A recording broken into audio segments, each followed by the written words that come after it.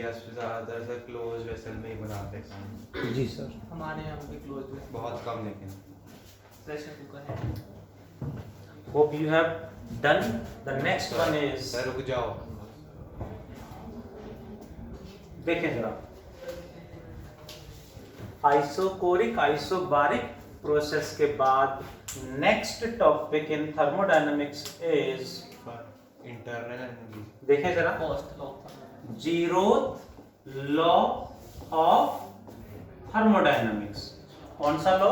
Zeroth law of thermodynamics. Basic से statement है, समझें जरा। इट सिंपल स्टेटमेंट है। It states that if temperature of A and B are same, then temperature of C will also be same, and temperature of B and C are also same, तो AC का भी same होगा। AB का temperature same है, BC का temperature भी same है, तो AC का टेम्परेचर भी सेम ही होगा, मस्ट। सर लिखा हुआ है वहाँ आप बोलेंगे कि तो बड़ी सिंपल सी बात है, ये क्या पढ़ाना हुआ। एक्चुअली जब ये लॉ इंट्रोड्यूस करा गया तब टेम्परेचर नाम का वर्ड यूज ही नहीं होता था। उससे पहले बोलते थे थर्मल इक्विलिब्रियम। क्या बोलते थे? Thermal equilibrium. कि A and B are in thermal equilibrium, B and C are in thermal equilibrium, then A and C must be in thermal equilibrium। इसके बाद थर्मल इक्विलिब्रियम में है, इसका मतलब उनमें कुछ है जो सेम है, वो जो कुछ सेम है उस कुछ को नाम दिया गया temperature. So it gives, it बोले तो zeroth law of thermodynamics gives the concept of temperature. Sir तो मतलब इसकी बहुत ज़्यादा सिग्निफिकेंस है। सिग्निफिकेंस तो सर समझने के लिए बहुत ज्यादा, ना समझने के लिए कुछ भी नहीं। टेम्परेचर का कॉन्सेप्ट जीरोथ लॉ ने दिया, इसके बाद टेम्परेचर वर्ड इंट्रोड्यूस करा गया और इसी को हम अलग अलग स्केल बनाए गए, अलग अलग स्केल बनाए गए। तो इससे पहले हम टेम्परेचर को क्या बोलते थे? Thermal equilibrium. ठीक है जी, इतना ही है बस। इस पे जनरली आता नहीं बट हमें पता होना चाहिए। Let us talk about the next one is internal energy, represented let by U से रिप्रेजेंट कर दें, कैपिटल यू से रिप्रेजेंट कर देते हैं। Internal energy exactly is the sum of all possible forms of energy in a system. Sum of all possible forms of energy in a system. किसी भी system में कितने मैक्सिमम जितनी भी एनर्जी, सबका sum is internal energy, but we are restricted to mechanical energy. हमें क्या पढ़ना है? मैकेनिकल एनर्जी को पढ़ना है। सो हमारे लिए internal energy is kinetic energy plus mechanical energy. तो यही होती है काइनेटिक प्लस पोटेंशियल। हाँ sir, kinetic plus potential. Thermodynamics में तो थोड़ा सा अलग भी आ गया ना, इसमें प्रेशर भी आ गया इसमें। देखें जरा प्लीज। नाउ एडिशनल पॉइंट है, सुन रहे हैं? Kinetic energy, kinetic energy depends on temperature directly. What does it mean? Temperature बढ़ेगा तो काइनेटिक डायरेक्टली का मतलब टेम्परेचर बढ़ाएंगे तो काइनेटिक एनर्जी विल बढ़ेगी, है ना? पोटेंशियल एनर्जी किस पे डिपेंड करेगी? It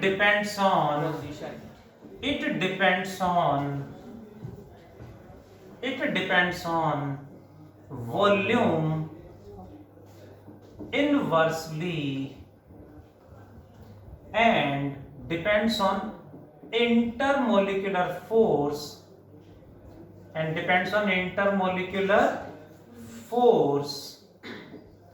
directly।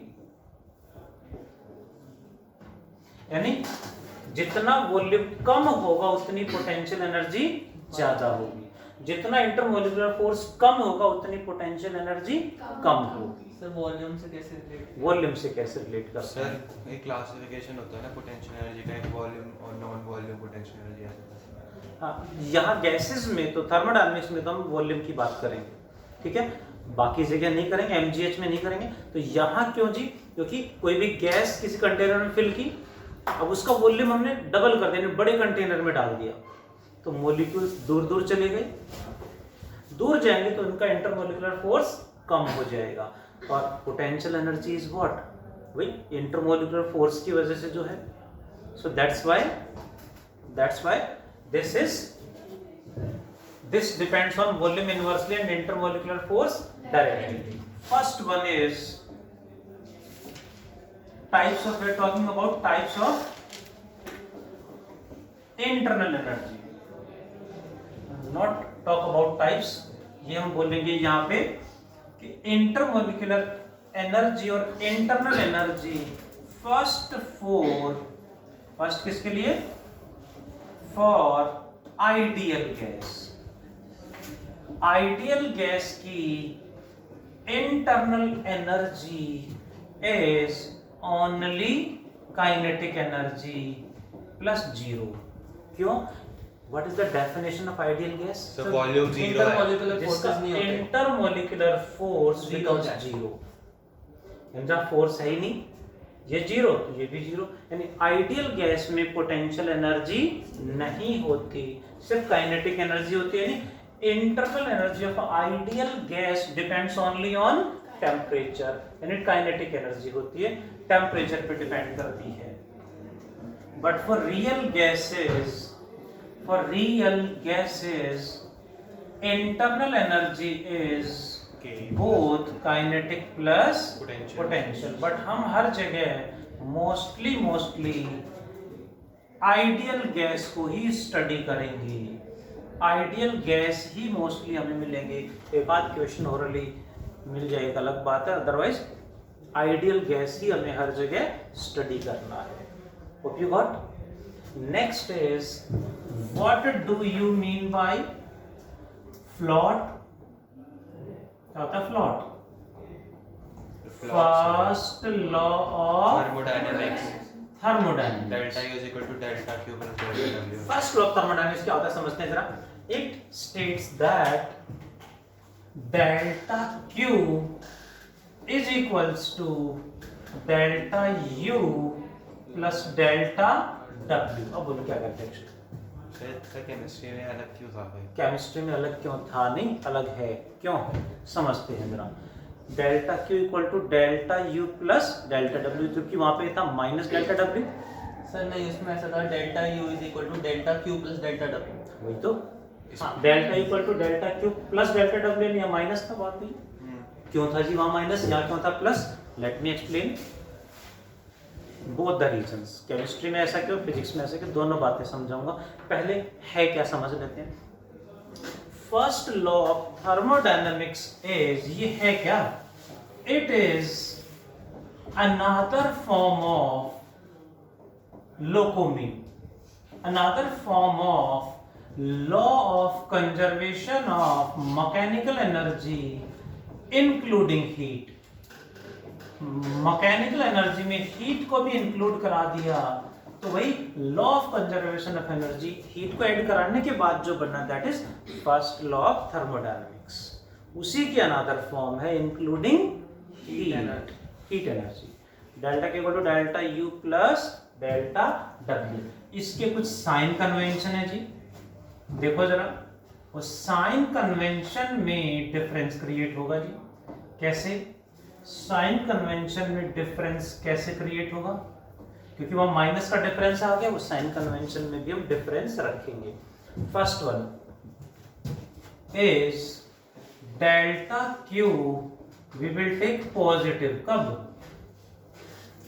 when work done on the system. heat, तो heat है ना, when heat is added or supplied to system।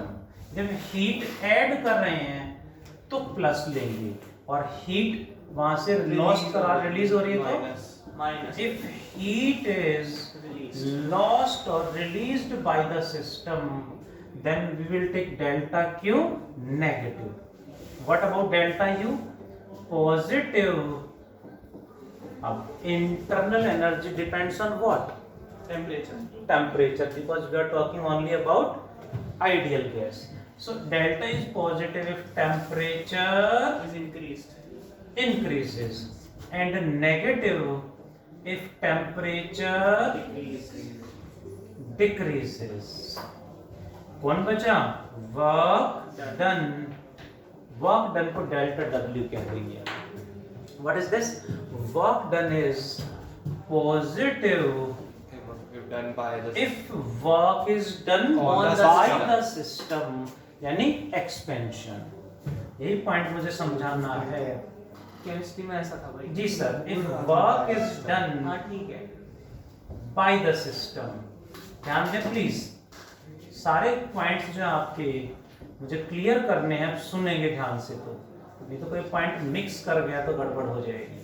फिर अब झगड़ते रहना केमिस्ट्री टीचर की क्लास में केमिस्ट्री टीचर से, फिजिक्स क्लास में फिजिक्स टीचर से. नहीं सर आपसे ही झगड़ेंगे. डेल्टा नहीं सर, देखो डिस्कशन बहुत जरूरी है, इसलिए मैं खुद भी ट्राई करता हूँ कि कोई भी पॉइंट आ जाए डिस्कस जरूर करें, चाहे वो वियर्ड लगे बेशक, है ना. हेजिटेशन नहीं होना चाहिए हमारे अंदर कभी भी. हम साइंस स्टूडेंट हेजिटेट कर गए तो हम सोसाइटी के लिए क्या करेंगे? सर वैसे भी कुछ नहीं कर रहे. बहुत कुछ करना है सर अभी आगे. ठीक है, देखें जरा. Delta W is negative. कब होगा? When work is done On the system. on the system, यानी Contraction. compression. That is compression. अब यहां पे बात करते हैं कि ये साइन उल्टे क्यों, क्योंकि एक साइन यहां पे उल्टा ले रखा है. अब ध्यान से देखो तो सेम है, या माइनस साइन है केमिस्ट्री में, उस माइनस के लिए ये भी उल्टे कर दिए, यानी सेम ही बन गया. chemistry किया में- क्यों लेकिन? हाँ सर. सर केमिस्ट्री में माइनस साइन है क्यों, यहाँ पे प्लस साइन क्यों? वही तो पूछा. क्यों है वहां माइनस साइन, यहाँ पे साइन उल्टे हैं. सिर्फ ये दोनों सेम है, डेल्टा क्यू में और डेल्टा यू में साइन कन्वेंशन सेम है, ये सेम है, बट वर्क डन में यहाँ भी माइनस है और यहाँ भी साइन कन्वेंशन उल्टे हैं. ऐसा क्यों करा गया है? उसका रीजन है, हम किसी भी प्रोसेस की बात करेंगे, एक एग्जांपल समझाना चाहूंगा, शायद समझ में आ जाए. इसको मैं यहां से यहां लेके जा रहा हूं, ठीक है. जब इसको ऊपर लेके जा रहे हैं हम h हाइट पे लेके, तो work done is mgh plus या माइनस. इसको मैं यहां से यहां लेके गया, दो वर्क डन हो रहे हैं. एक वर्क डन क्या है, जो मैंने फोर्स लगाया वो इसको यहां से यहां लेके जा रहा है. एक्सटर्नल फोर्स का वर्क डन पॉजिटिव है mgh, बट इसका वेट mg तो नीचे खींच रहा है. इसके वेट mg का, mg नीचे और डिस्प्लेसमेंट ऊपर है, उसी टाइम पे mg का जो वर्क डन है वो नेगेटिव है. एक ही टाइम पे वर्क डन दोनों हो रहे हैं, स्लोली की बात हो रही है. अब दोनों में से आप किसकी बात कर रहे हो? तो जनरली फिजिक्स में हम एक्सटर्नल प्रोसेस की स्टडी ज्यादा करते हैं, बाहर से हम क्या कर रहे हैं उसकी स्टडी ज्यादा करते हैं. केमिस्ट्री में केमिकल बिहेवियर, यानी जो मॉलिक्यूल्स का अपना बिहेवियर है उसमें क्या चेंज आ रहा है उसकी स्टडी ज्यादा करते हैं. फिजिक्स में फिजिकल प्रोसेस, यानी हम एक्सपेंड करा रहे हैं, हम कंप्रेस करा रहे हैं, फिजिकल प्रोसेस की तरह स्टडी ज्यादा करते हैं. केमिस्ट्री में उनका मॉलिक्यूलर बिहेवियर क्या है, कैसा है, इंटरनल स्टडी ज्यादा करते हैं. दोनों सेम है, रियल में प्रोसेस एक ही है. मैन मेड है, फिजिक्स केमिस्ट्री अलग अलग नहीं है, मैन मेड है.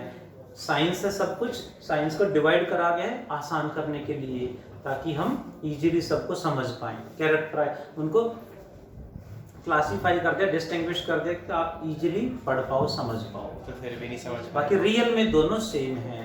एंड फिजिक्स में हम एक्सटर्नल स्टडी, फिजिकल प्रोसेस की स्टडी ज्यादा करते हैं. केमिस्ट्री में मॉलिक्यूलर बिहेवियर में ज्यादा स्टडी करते हैं, इंटरनल की स्टडी ज्यादा करते हैं. एंड साइन कन्वेंशन और वहां अपोजिट है, तो यहां भी अपोजिट है, यानी answer will be same. Answer में डिफरेंस क्रिएट नहीं होगा, सेम आंसर आएगा. अब बोलो किसी का कोई डाउट है तो प्लीज. सर वर्क डन भी तो के प्लस पी होगा. हाँ, के ही ओनली, क्योंकि आइडियल गैस की बात कर रहे हैं. आइडियल गैस में पोटेंशियल एनर्जी नहीं होती. करंट डब्ल्यू के अंदर भी वो. हाँ, W काइनेटिक की बात करेंगे. होप यू गॉट क्लियर है sir. Answer will be same. हालांकि स्टिल मैं भी थोड़ा सा यहाँ पे बहुत बार बोलता हूँ कि जब एक ही हैं तो उन्हें सेम बना के स्टडी कराओ ताकि बच्चों का कंफ्यूजन कम हो। जब तक उनको टॉपिक सही से समझ में नहीं तब तक कंफ्यूज रहते हैं बच्चे यहाँ, तो सेम बना दो जी। बट वही चीजें कि कोई भी प्रोसेस में एक लाइन भी एक्स्ट्रा ऐड करनी हटानी है तो उसके लिए बहुत लंबे प्रोसेस चलते हैं, ठीक है। 20-20, 25-25 साल पुरानी कंप्लेंट आप एनसीईआरटी की वेबसाइट पे जाके देखेंगे तो मिलेंगी। अब कब काम होगा उन पे, हो सकता है जो कंप्लेंट आपको डालनी चाहिए कुछ लगे तो हम भी डालते रहते हैं, उसमें अब उनका आउटपुट है, उनमें करेक्शन कब होगा, आउटपुट कब आएगा, हो सकता है आपके बच्चों के काम आए, है ना। तो बच्चे नहीं आए तो भाई होगी क्या गलती? वो कहना चाह रहे हैं कि साइंस नहीं लेते उन्होंने, है ना। जैसे इनकी जो प्रीवियस जनरेशन के फादर, उनको ना सोचा था कि अच्छी साइंस लेगा, है ना। पता नहीं सर, मैंने भी नहीं सोचा था। तो भाई आजकल क्या होगा कुछ नहीं पता, एब्सेंट है, जान भी एब्सेंट है। देखें जरा next,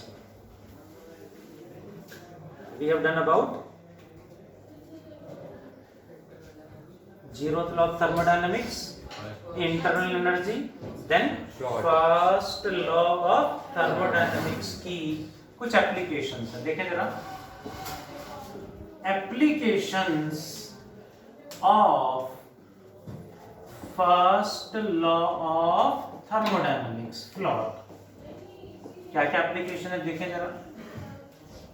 first one is melting process. Melting process से रिलेटेड कोई भी न्यूमेरिकल है वो आप फ्लोट लगाओगे तो ही सॉल्व होगा, नहीं तो अटक जाएगा, गलत आंसर आएगा। We can explain melting process with the help of first law of thermodynamics only, otherwise गलत आंसर आएगा। इसी तरह से बॉइलिंग प्रोसेस को भी आपने एक्सप्लेन करना है कि कितनी हीट एब्जॉर्ब हुई, कितना उसमें इंटरनल एनर्जी में चेंज आया, वो सब फर्स्ट लॉ ऑफ थर्मोडायनेमिक्स से ही स्टडी करेंगे। एंड एक छोटा सा डेरिवेशन है known as Mayer's formula. Mayer's formula क्या था हमें पता ही होगा, Cp minus Cv equals to R। कैसे आया इसका छोटा सा प्रूफ है, कर ले डराइव। देखें जरा, बिना देखे आपने डराइव करना है, 2 स्टेप है बस। Let us consider 1 mole. Sir अगर 1 मोल नहीं लिया तो Cp minus Cv is equal to NR हो जाएगा। यहाँ भी NCP NCV NRM कट जाएगा, बात वही। 1 mole of an ideal gas, basically Cp Cv 1 मोल के लिए डिफाइन होते हैं, इसलिए 1 मोल ले लेते हैं, दैट्स व्हाई। कंसीडर कितने मोल, 1 mole of an ideal gas heated at constant volume by small temperature delta T। Small temperature delta T पे हमने कांस्टेंट वॉल्यूम पे गैस को हीट कर दिया है। पहले से गैस को हम कांस्टेंट वॉल्यूम पे हीट करेंगे, फिर उसी गैस को कांस्टेंट प्रेशर पे हीट करेंगे, आ गया आंसर। यहां तक क्लियर। यूजिंग और वी कैन से अप्लाइंग, क्या अप्लाई करें जी, अप्लाइंग फ्लॉट। क्या है FLOT, delta Q equals to delta U plus delta W। Delta Q यानी कितनी, डेल्टा T टेम्परेचर बढ़ाने के लिए कितनी हीट सप्लाई करेंगे।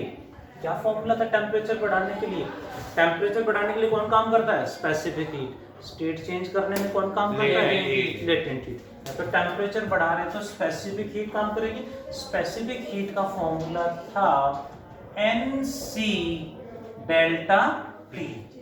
एट कांस्टेंट वॉल्यूम है तो यहाँ आ जाएगा CV, NCV delta T equals to delta U plus 0। क्यों 0, कांस्टेंट वॉल्यूम का मतलब isobaric process. What you got, because delta W क्या होगा, P delta V which is 0, क्योंकि वॉल्यूम कांस्टेंट है तो change in volume will be 0। ठीक है Priyanka. present. That is equation number let 1. Now अब क्या करें जी? Now same gas is heated at constant volume, at constant pressure. क्योंकि हमें क्या निकालना है? Cp Cv. Cp यानी कांस्टेंट प्रेशर पे, Cv यानी एट कांस्टेंट वॉल्यूम. तो पहले कांस्टेंट वॉल्यूम पे हीट किया, अब कांस्टेंट प्रेशर पे. Heated at constant pressure by same temperature. Temperature उतना ही चेंज करेंगे, delta T. And again applying फ्लॉट. करते हैं जी फ्लॉट apply. Applying first law of thermodynamics, यानी delta Q equals to delta U plus delta W. Delta Q कितना होगा? NCP delta T. NC delta T में कांस्टेंट प्रेशर है तो CV आ जाएगा, CP आ जाएगा. जी सर, छोटी पूछ वो क्या है? इक्वल्स टू डेल्टा U क्या होगा? इन सबको डैश कह देते हैं. Delta Q dash, delta U dash, delta W dash, देखिए वो इससे अलग होंगी वैल्यूज. तो delta Q dash is NCP delta T. What is delta U dash? What is delta U? Change in internal energy. Internal energy depends on what? Temperature. Only temperature. तो temperature change तो यहाँ और यहाँ same है. Internal energy depends only on temperature, और temperature तो same change हो रहा है, सेम गैस है. तो delta U dash must be equal to delta U which is NCV delta T. Bracket mention करेंगे because delta U dash equals to delta U. क्यों है? क्लियर है? Because temperature difference delta T is same plus work done का formula P delta P delta V. P delta V को sir वो लिखेंगे delta NGRT. जी sir, NCP delta T equals to NCV delta T plus what is PV? NRT. PV is equals to NRT. P तो constant है, NR constant है. Delta V करेंगे तो यहाँ भी डेल्टा आ जाएगा, क्योंकि इधर P कांस्टेंट, इधर NR कांस्टेंट. जितना चेंज LHS में करेंगे उतना ही चेंज RHS में होगा. यानी जितना डेल्टा V होगा उतना ही डेल्टा T आएगा. जितना चेंज वॉल्यूम में किया उतना ही चेंज उधर टेम्परेचर में करना पड़ेगा, ताकि LHS equal to, so P delta V is equal to NR delta T. कुछ कैंसिल हो रहा है? N और डेल्टा टी. क्या क्या क्या? N delta T. N delta T delta T तो बचा Cp equal to Cv plus R और Cp minus Cv equals to, this is Mayer's formula.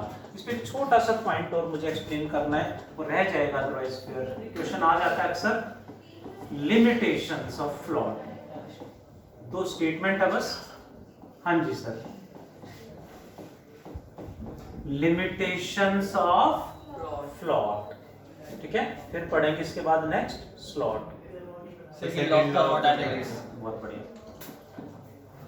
Float के लिमिटेशन में फर्स्ट पॉइंट है डायरेक्शन के बारे में. It couldn't explain. अब बताओ सर It केमिस्ट्री couldn't में direction explain direction of the reaction. Direction of heat transfer. Heat किधर ट्रांसफर होगी? हमें पता है heat high temperature to low temperature transfer होगी, हमें पता है, बट ये नहीं बता रहा. ये तो लो से हाई भी बता देगा. इससे नहीं पता चल रहा है कि लो टू हाई जाएगी, हाई टू लो जाएगी. ठीक है, नेक्स्ट किस रेट पे ट्रांसफर होगी वो भी नहीं बता रहा. इट कुडंट एक्सप्लेन, रेट कहें या एक्सटेंट वर्ड यूज करते थे. It couldn't explain extent of heat transfer.